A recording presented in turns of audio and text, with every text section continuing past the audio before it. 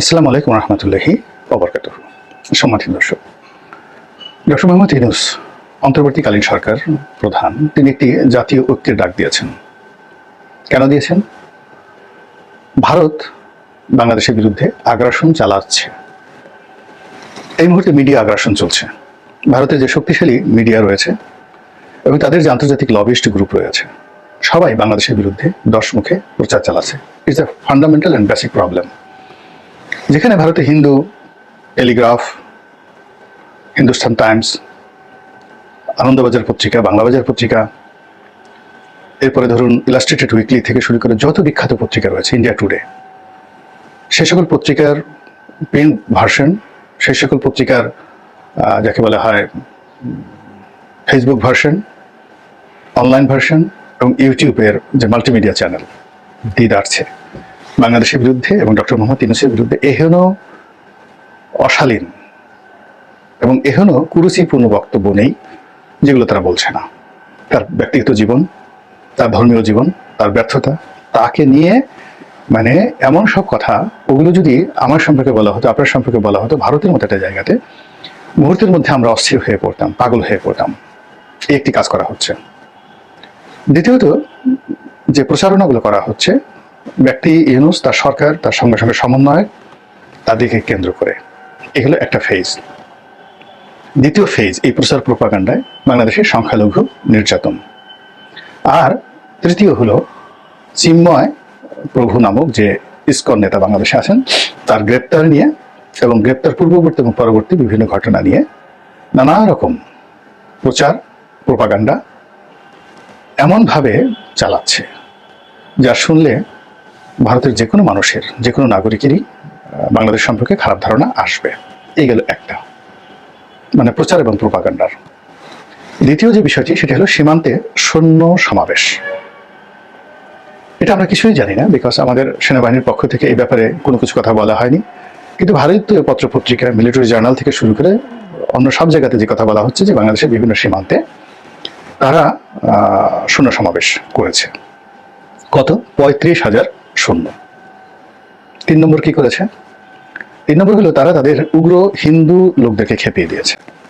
তাদের বড় বড় নেতা, বিজেপির বড় বড় নেতা বিভিন্ন সীমান্তে তারা জড়ো হচ্ছে, বাংলাদেশে ঢুকে পড়ার অভিনয় করছে, চেষ্টা করছে। বিএসএফ এর সঙ্গে, মানে ভারতীয় সিকিউরিটি ফোর্সের সঙ্গে তাদের ধাক্কাধাক্কি হচ্ছে। এবং এই সকল বিষয়াদি আবার তারা পত্রপত্রিকার মাধ্যমে, মাল্টিমিডিয়ার মাধ্যমে সারা দুনিয়াতে ছড়িয়ে দিচ্ছে।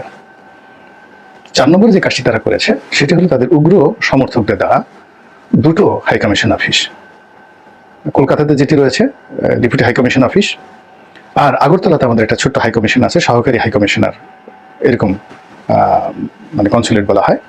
তো সেখানে আক্রমণ চালিয়েছে এবং ভিতরে ঢুকে তাণ্ডব চালিয়েছে। এবং এগুলো নিয়ে সংগতির কারণে আমাদের বাংলাদেশের মধ্যে ব্যাপক উত্তেজনা এবং আমাদের যে রাজনৈতিক বিভেদ এবং বিসংবাদ ছিল, এগুলো বাদ দিয়ে, ইউনূস সরকারের ব্যর্থতাকে বাদ দিয়ে, নির্বাচনকে বাদ দিয়ে, এখন চলমান সংস্কারকে বাদ দিয়ে এখন আমরা শুধু সবাই ভারতকে নিয়ে ব্যস্ত হয়ে পড়েছি। এটার পিছনে কি কোনো খেলা আছে, নাকি এটি কোনো চক্রান্ত? এটি কি শেখ হাসিনার পক্ষে করা হচ্ছে না বিরুদ্ধে করা হচ্ছে, নাকি ডক্টর মোহাম্মদ ইউনূসের পক্ষে করা হয়েছে? এটা নিয়ে আমি কথা বলবো।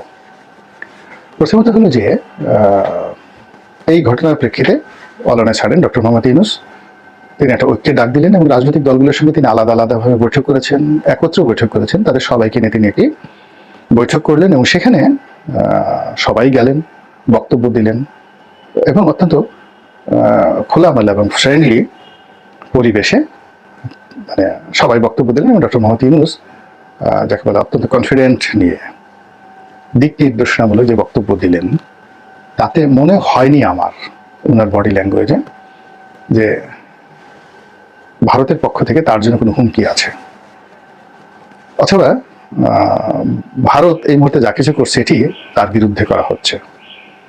বরং তিনি যে সাবলীলভাবে কথা বলেছেন, আপনি গিয়ে দেখুন যে এই সর্বদলীয় যে ঐক্য, এই ঐক্যের বৈঠকে তিনি যে সকল কথাবার্তা বলছেন, তার বডি ল্যাঙ্গুয়েজ দেখেন, তার মুখের ভাষা দেখেন এবং তিনি যে সকল শব্দ ব্যবহার করেছেন, এটার মধ্যে তার যে আত্মবিশ্বাস এবং এটার মধ্যে তার যে ম্যাটিকুলাস এবং তিনি যে কথাগুলো বলেছেন তার সঙ্গে আপনি তার যে অরিজিনাল চরিত্র, তিনি যখন শেখ হাসিনার জামানাতে ভীত সন্ত্রস্ত হয়ে পড়েছিলেন, তিনি অনেক দিন প্রেসের সামনে কোনো কথা বলেননি, একেবারে শেষের দিকে সে টুকটাক কিছু কথাবার্তা বলেছেন, তখন হতাশা ফুটে উঠেছে।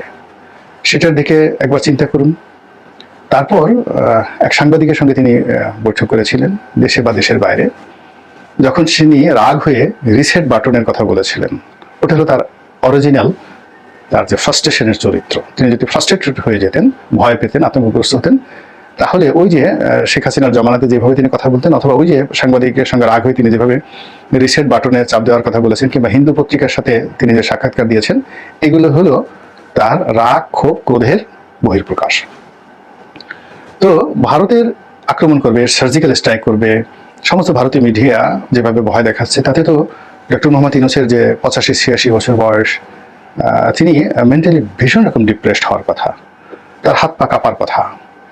এবং আপনি দেখেন শেখ হাসিনার মতো এত স্ট্রং মানুষ, তিনি কথায় কথায় কাঁপতেন। শেষের দিক তিনি যখন ভয় পেয়ে গিয়েছিলেন, মেট্রো রেল পুড়িয়ে দিল, তিনি কিন্তু মেট্রো রেলের জন্য, এবং তিনি কথা বলতে গিয়ে কখনোই হতাশা হয়নি। কিন্তু তার কয়েকটি ভিডিও ক্লিপে দেখবেন যে তিনি শেষের দিকে তার গলা শুকিয়ে গিয়েছিল।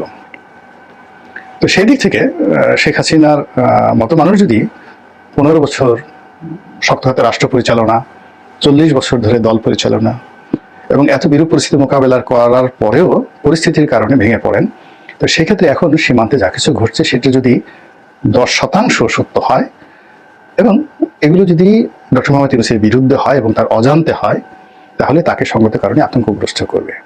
কিন্তু তার কথাবার্তা, পোশাক আশাকে, আনন্দ উচ্ছ্বাসে সেটা মনে হয়নি। আমার যেটা মনে হয়েছে, ভারতের সঙ্গে তার স্টিল একটা ভালো সম্পর্ক আছে। আমেরিকার একটা আশীর্বাদ ছিল, একইভাবে ভারতের একটা আশীর্বাদ ছিল, এতে কোনো সন্দেহ নেই। এবং তাকে দিয়ে আমেরিকা এবং ভারত যে কাজগুলো করিয়ে নিতে চাচ্ছে, এর জন্য একটা এনভায়রনমেন্ট দরকার, পরিবেশ দরকার, প্রতিবেশ দরকার। সেটা ভারত তৈরি করছে যেন তিনি যদি কিছু একটা করেন, যাতে তাকে জবাবদিহি করতে না হয়। এবং এর মধ্যে অনেকগুলো জিনিস ঘটে গেছে, অনেকগুলো পেমেন্ট, অনেক কিছু ঘটে গেছে, যেগুলো এই ডামাডোলের কারণে। আমরা কখনো সমন্বয়কদের নিয়ে রাগারাগি করেছি, কখনো তারেক রহমান সাহেব কি বক্তব্য দিলেন, মির্জা ফখরুল সাহেব কি দিলেন, আব্বাস সাহেব কি দিলেন, কলকাতার কোন মিডিয়া কি বললো, জামাতের আমির বসুন্ধরার হেলিকপ্টারে কেন চড়লো, তারপর তিনি কেন আওয়ামী লীগকে ক্ষমা করে দিতে চাইলেন, এই সমস্ত বিষয় নিয়ে আমরা যখন খুব বেশি লাফালাফি করেছি, তখন অনেক কিছু পর্দার আড়ালে অনেক কিছু ঘটে গেছে। আমাদের এই যে শেয়ার মার্কেট থেকে কত হাজার কোটি টাকা এই সময়ের মধ্যে বের হয়ে গেছে। আমাদের বাংলাদেশ ব্যাংক কেন এই শেখ হাসিনার এই যে আমলে তৈরি করা 8টি ব্যাংক, প্রবলেম ব্যাংক, এই 8টি প্রবলেম ব্যাংকের পরিশোধিত মূলধন কত, আর এই মুহূর্তে আমানত কত, যে ঋণগুলো কখনই আনা সম্ভব নয়। আপনার কি মনে হয় এসআলমের ঋণ আনা সম্ভব নয়? তো সেই জিনিসগুলো একটা কমিশন না করে, তাদেরকে একত্র না করে, তাদেরকে বাঁচানোর জন্য আবার 22,000 কোটি টাকা ছাপিয়ে সেখানে দেওয়া হলো কেন, ওয়াই? এবং আমরা যেহেতু এই বিষয়গুলো আমরা মোটা মাথার, এগুলো রাজার মাল দরিয়ায় ঢাল, এরকম একটা চিন্তা ভাবনা করি এবং নিজেদের ক্ষুদ্র স্বার্থ ক্ষুণ্ণ না হওয়া পর্যন্ত আমরা লাফালাফি করি না। তো শতরঞ্চি, রাজনীতির যে শতরঞ্চি, এর পেছনে অনেক নোংরা খেলা হয়। সেই খেলাধুলাগুলো আমরা বুঝতে পারি না বলেই আমরা অনেক কিছু চেপে যাই।